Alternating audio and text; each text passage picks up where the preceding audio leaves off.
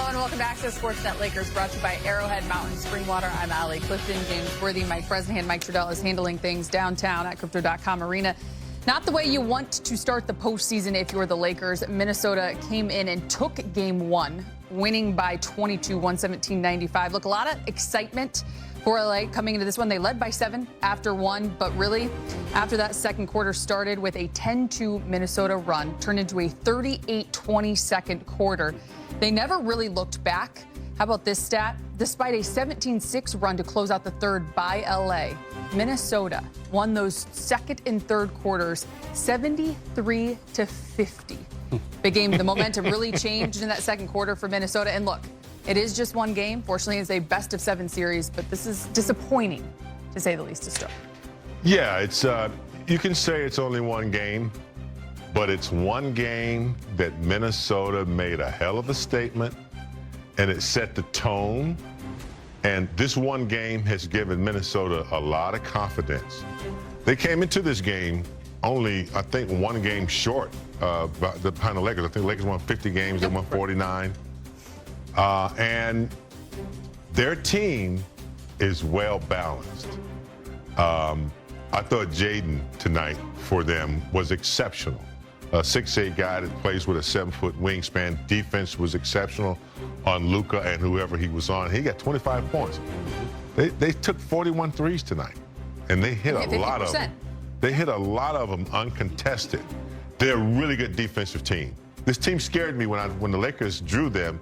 You have to play your best games, or at least put forth your best efforts. You can't turn the ball over. You can't have defensive, inconsistencies. So many uncontested threes, helping and leaving threes open. JJ's going to have a lot to turn this around, because Minnesota's they sniff it. Mm-hmm. They know that they're a good team. Gobert stayed in the game, protected the paint. So, yeah, and, they really did a good job of attacking Reeves. They knew that one of those three had to be contained. So they went at Reeves a lot, mismatch. And with the size of Naz Reid and Jaden, those guys are 6'8", 6'9". They're tough. So when you throw Edwards in there, and, they're going to be tough to deal with when you give them that one game at home. Now they have home court advantage. So, yeah, JJ's going to have his work cut out to how he can turn this around. We needed that week off, to get rest. But sometimes that week off can, soften you up a little bit. And the Lakers playing at home in a playoff game just could not match the intensity and the strength and the grind that Minnesota was bringing, from that middle of that first quarter throughout the rest of the game. They just could not match it. I think, too, big game, you say when you just see that lineup right there, you use the word sniff them out, and you talk about that week off. Minnesota also had that week off, and that the performances you saw from them across the board tonight was that they were sitting there listening to what everyone was saying, not giving them a chance in this series, and they came out. Talk about McDaniels, talk about 25 points. He only missed 2 shots, 11 of 15 from the field, not to mention the defensive assignment that he took on himself. They really just rolled the Lakers plus 18 from 3, plus 19 on the fast break, plus 30 in bench production, plus 12 inside out, just owned in game one. Allie, here's the big picture disappointment about today. This regular season started October 22nd. Almost 6 months ago. Lakers worked hard, did what they had to do. They got the 3rd seed in the West, home court advantage in the first round. First game won in LA in 13 years, James, and the Lakers lost home court in one game. Of course, it's basketball. You can get it back. You got to win something in Minnesota, but I think just that second quarter was really a tough one for the Lakers. You can't lose any quarter by 18 in the playoff game and not expect some serious repercussions. And, Allie, you talk about Jaden McDaniels. No one will be surprised if he's NBA all-defense again. I'm not that surprised by his scoring tonight. He had a bunch of time right before and right after the All-Star break where a lot of guys were hurt, including Julius Randle, Dante DiVincenzo. And in the month of February, Jaden McDaniels averaged almost 19 points a game. So he has shown, this is new for him, an offensive aptitude, and it definitely came out tonight. This team shot the ball really well. That's the good news for the Lakers. Minnesota's a top 5 team in three-point accuracy in the regular season. They're not going to shoot 50% again from three. I hope not. Yeah, right, exactly, right. So that's a one good point for the Lakers. This team was red hot that they went up against. Lakers just couldn't match it. You know what could certainly help that? If you apply more physicality, and I'm going to lean into kind of this narrative because I think JJ hit us all at the end of that third quarter in his interview with George Sedano. One, he said it in the pregame. 2 keys to this one: execute and play hard. At the end of that third quarter, despite the 17-6 run, his quote was, "We finally played with an intensity level that warrants the playoffs." It was regular season to start. If there is a message coming in versus the Minnesota Timberwolves, you better be ready to match them physicality-wise. Yeah, I wouldn't even say it was a regular season game. I'd say it was like a preseason game, like in Ontario somewhere. Yeah, I mean, look, the playoffs is a whole different monster because you get one team for 7 games or whatever you're going to play them, and that's all you're focusing on. You're not in New York on Tuesday. You're not in Philly on Wednesday. You're not off in Thursday to be in Boston on Friday. That's not the way it works. You got one team, so you got the same nasty guys coming back at you, and they have confidence. Nas has confidence. Jaden, Dante, all of them feel like, you know, we can beat this team after this one game at home. So, yeah, they're not going to shoot. I don't think they're going to stay that hot.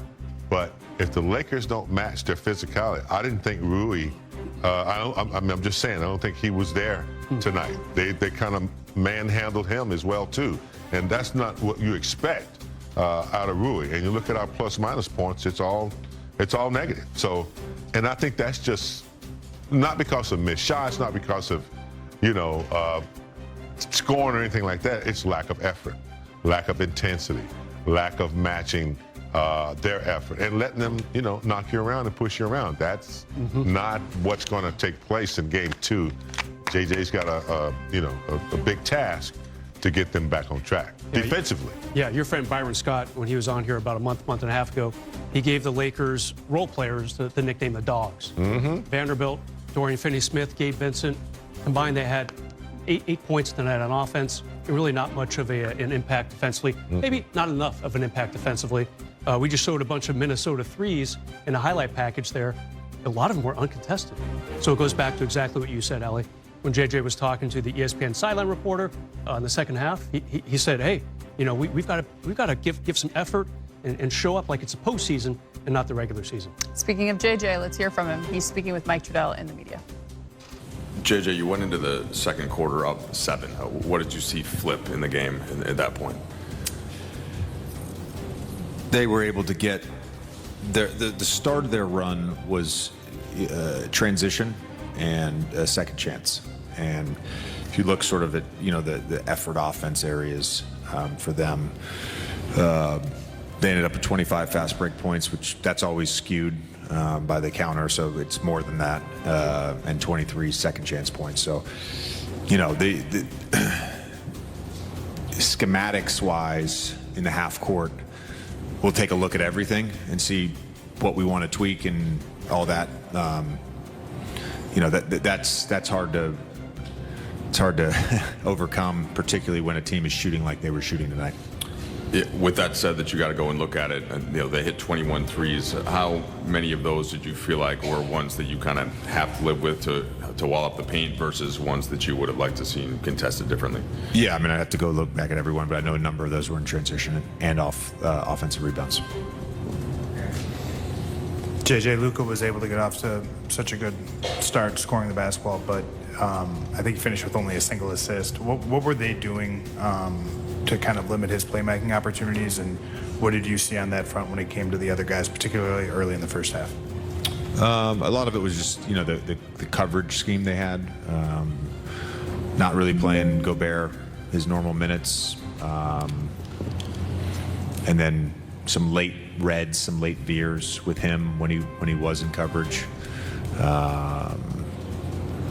Then, you know, that they had their 1 through 5 switching group in. So just in terms of like the 2 on the basketball, the blitzes, the 4 on 3s, just not there. I mean, I think that was expected on our side. But again, you know, we'll look at the film and see what we can do better. JJ, so much of your, to your right, so much of your mantra this year has been effort defensively. it just wasn't there at the beginning of the second and the beginning of the third. Any thoughts on why that was, or were they doing something different to offset it? No, I don't. Again, they're a great opponent. They're one of the best teams in basketball. There's, I think, it's not to say our guys weren't like ready to withstand like a playoff level basketball game. We were mentally ready. I thought our spirit was right. I thought even when they made runs, our huddles were great. You know, the communication was great. You know, I'm not sure physically we were ready, if that makes sense. And really, when they started playing with a lot of thrust and physicality, like we just didn't respond immediately to that. And then that stretch from the start of the second through, you know, 4 or 5 minutes to go in the third, you know, we lost that stretch by 34. So, you know, that's a blowout. You mentioned the physicality all week as we discussed with you this series. We knew that they're going to have a size advantage in certain matchups. How did you feel like that affected Austin Reeves early on, and do you feel like he was able to find some counters to deal with that as the game went on? Yeah, I thought he did a good job as the game went on. You know, again, there's sometimes the early onslaught from Luka, it's just like easy offense, and he's making shots and getting